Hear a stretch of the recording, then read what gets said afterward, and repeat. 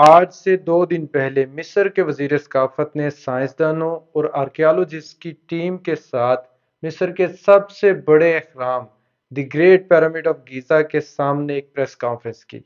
इस press conference में बड़े अहराम के अंदर मौजूद एक खुफिया गैलरी की तस्वीर शेयर की गई। ये एक ऐसी छुपी हुई खुफिया गैलरी है जो चारों तरफ से बड़े पत्थरों से बंद है और कोई इंसान आज तक इस तक रसाई नहीं हासिल कर सका। और इस प्रेस कॉन्फ्रेंस से पहले लोगों को इस गैलरी के बारे में और इसकी तस्वीर के बारे में कोई इल्म नहीं था। इस कदर बड़ी स्ट्रक्चर के अंदर पत्थरों के दरमियान मौजूद ये गैलरी, जहां तक किसी इंसान को रसाई भी हासिल नहीं, उसकी तस्वीर और उसके बारे में इल्म आखिर किस तरह से हासिल कर लिया गया है। इस वीडियो में हम इस खुफिया गैलरी का पता लगाने वाली, इसके नक्शे बनाने वाली और इसके इमेजेस हासिल करने वाली टेक्नोलॉजीज के बारे में सीखेंगे।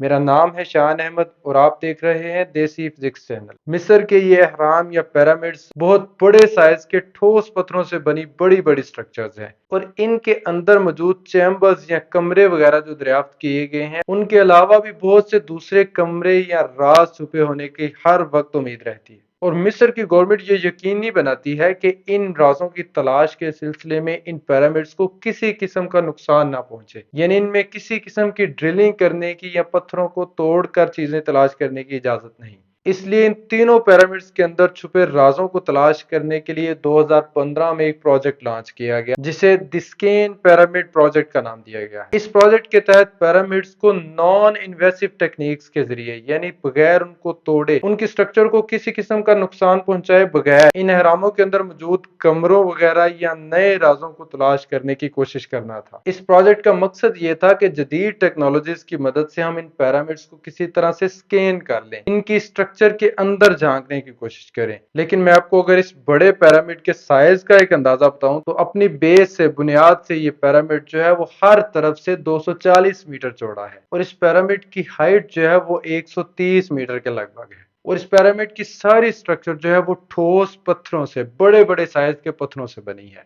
तो इसका मतलब हम आम रवायती तरीकाकार या रवायती टेक्नोलॉजीज जिस तरह के एक्सरेज वगैरह का इस्तेमाल है, वो इस पिरामिड पर अप्लाई नहीं कर सकते, क्योंकि ये कुछ छोटी इंसानी जिस्म के बराबर या उससे थोड़ी सी बड़े साइज की चीज नहीं, बल्कि एक बहुत बड़े साइज की ठोस बिल्डिंग है जो अंदर से भी ठोस है, जो बड़े बड़े पत्थरों से बनी हुई है। तो इतनी बड़ी पत्थरों से बनी हुई स्ट्रक्चर को स्कैन करना एक्सरेज वगैरह की मदद से मुमकिन नहीं। तो इस तरह की इतने बड़े साइज की स्ट्रक्चर रखने वाले इस ग्रेट पिरामिड को एक नई टेक्नोलॉजी की मदद से स्कैन किया गया है, जिसे म्योग्राफी या म्यूऑन टोमोग्राफी कहते हैं। इस म्यूऑन टोमोग्राफी के अंदर एक्सरेज के अलावा एक दूसरी तरह का पार्टिकल इस्तेमाल किया जाता है, जिसे म्यूऑन कहते हैं। ये म्यूऑन जो है वो एक फंडामेंटल पार्टिकल है, जिस तरह इलेक्ट्रॉन्स हैं, और इस म्यूऑन के ऊपर भी इलेक्ट्रॉन के बराबर चार्ज होता है, लेकिन ये इलेक्ट्रॉन की निस्बत 200 गुना ज्यादा हैवी होता है। अब ये म्यूऑन्स जनरेट किस तरह होते हैं?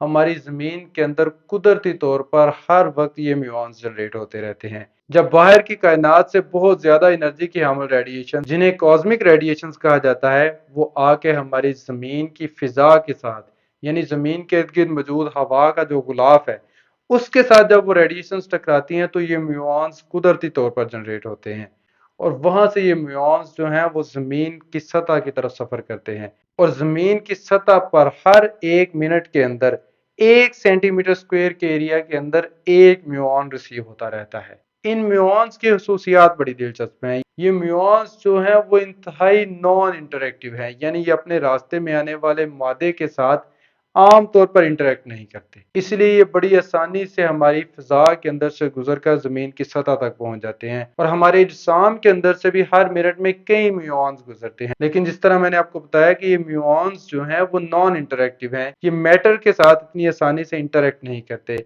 किसी किस्म का रिएक्शन वगैरह प्रोड्यूस नहीं करते, इसलिए ये आमतौर पर महसूस नहीं होते। लेकिन खास तरह के डिटेक्टर्स बनाकर इनको डिटेक्ट किया जा सकता है, काउंट किया जा सकता है, इनकी मौजूदगी को महसूस किया जा सकता है। अब ये म्यूऑन्स अपनी इस प्रॉपर्टी की वजह से, जिसमें ये किसी भी मादे के अंदर से बगैर इंटरेक्ट किए बहुत ज्यादा पेनिट्रेट कर सकते हैं, उसके अंदर से गुजर सकते हैं, इन पिरामिड जैसी बड़ी स्ट्रक्चर्स के अंदर से भी आसानी से गुजरते रहते हैं। लेकिन इन पिरामिड्स में मौजूद जो पत्थर हैं, लाइमस्टोन है, उसमें हैवी एलिमेंट्स, बड़े साइज का आइटम रखने वाले एलिमेंट्स भी मौजूद हैं। उन बड़े साइज के एलिमेंट्स के एटम्स के अंदर बहुत ज्यादा मिकदार में इलेक्ट्रॉन्स मौजूद हैं। और वो इलेक्ट्रॉन्स जो हैं वो ज्यादा बड़ी मिकदार में नेगेटिव इलेक्ट्रिक चार्ज रखते हैं। और इस म्यूऑन के ऊपर भी जैसा मैंने आपको बताया नेगेटिव चार्ज मौजूद है। तो जब ये म्यूऑन्स उस ज्यादा नेगेटिव चार्ज रखने वाले एटम्स के पास से गुजरते हैं तो इलेक्ट्रोस्टैटिक रिपल्शन की वजह से वो एटम्स इनको ब्लॉक करने की खसूसियत रखते हैं। तो लाइट एलिमेंट्स, हल्का साइज रखने वाले एलिमेंट्स के साथ इन म्यूऑन्स के इंटरेक्शन के चांसेस कम हैं,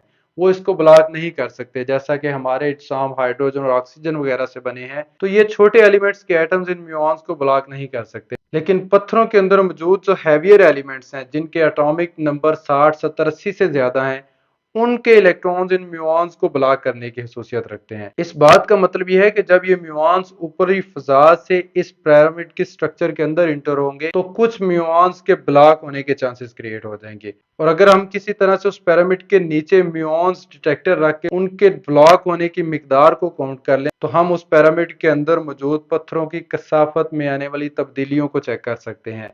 और ये तब्दीलियां हमें क्या बताएंगी कि जिस जगह पर खाली चैम्बर्स होंगे वहां पर इन म्यूऑन्स की ब्लॉकिंग जो है वो कम होगी, और जहां पर सारे रास्ते में सिर्फ पत्थर ही मौजूद होंगे वहां पर ये म्यूऑन्स जो है वो ज्यादा ब्लॉक होंगे। तो ग्रेट पिरामिड में ये काम करने के लिए ऑलरेडी इसकी निचली साइड पे एक टनल मौजूद है, जो कि बहुत पहले खलीफा मोहम्मद रशीद के जमाने में दरियाफ्त हो चुकी है। उस टनल के अंदर म्यूऑन्स डिटेक्टर्स को रखकर म्यूऑन टोमोग्राफी की गई है। इसके अलावा ये म्यूऑन्स जो है उन बड़े साइज के एलिमेंट्स के एटम्स के साथ टकराकर स्कैटर भी हो सकते हैं। स्कैटरिंग का मतलब है ये अपना रास्ता तब्दील कर सकते हैं। तो इस टेक्निक में इस रास्ता तब्दील करने वाले म्यूऑन्स की भी मैपिंग की गई है। इस पिरामिड की म्यूऑन टोमोग्राफी के लिए जापान से ये म्यूऑन डिटेक्टर्स जो कि इमल्शन फिल्म्स की फॉर्म हैं वो मंगवाए गए। इसके अलावा यूके में बनाए गए दूसरी टाइप के म्यूऑन डिटेक्टर्स भी इस्तेमाल किए गए। इस सारे स्कैन प्रोजेक्ट या म्यूऑन टोमोग्राफी के नतीजे में इस ग्रेट पिरामिड के अंदर दो खाली चैम्बर्स का अंदाजा लगाया गया। ये ऐसे चैम्बर्स हैं जो इन पत्थरों के दरमियान मौजूद हैं, जहां तक किसी इंसान को अभी तक रसाई हासिल नहीं हुई। इनमें एक चैम्बर जो है वो पिरामिड के बिल्कुल सेंटर में किंग्स चैम्बर के ऊपर है, जबकि दूसरी एक गैलरी का अंदाजा लगाया गया जो कि पिरामिड की नॉर्थ साइड पे शिमाली हिस्से में जमीन से 15 मीटर ऊपर है। इसके अलावा ये गैलरी सहराम में मौजूद पहले से दरियाफ्त शुदा जो कुदरती रास्ता है जिसमें सीढ़ियां मौजूद हैं,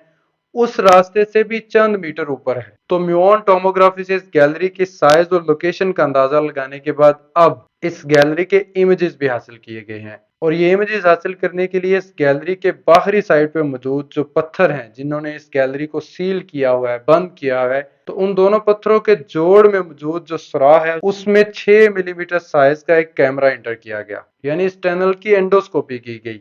उस वायर के एंड पे मौजूद कैमरा जो है वो गैलरी के अंदर जब पहुंचा तो उससे उस गैलरी की वीडियोस और तस्वीर भी हासिल की गई और अंदाजा लगाया गया है कि ये गैलरी 15 मीटर लंबी और 2 मीटर चौड़ी है। और ये अंदाजा लगाया जा रहा है कि शायद ये गैलरी इस पिरामिड में मौजूद किसी दूसरे खुफिया चैम्बर तक का रास्ता हो जिसे अभी तक दरियाफ्त नहीं किया जा सका। मुझे उम्मीद है आपको वीडियो इंटरेस्टिंग लगी होगी। अगर आपके जहन में आज की वीडियो के मतलब कोई भी क्वेश्चन हो तो कमेंट सेक्शन में जरूर शेयर कीजिएगा।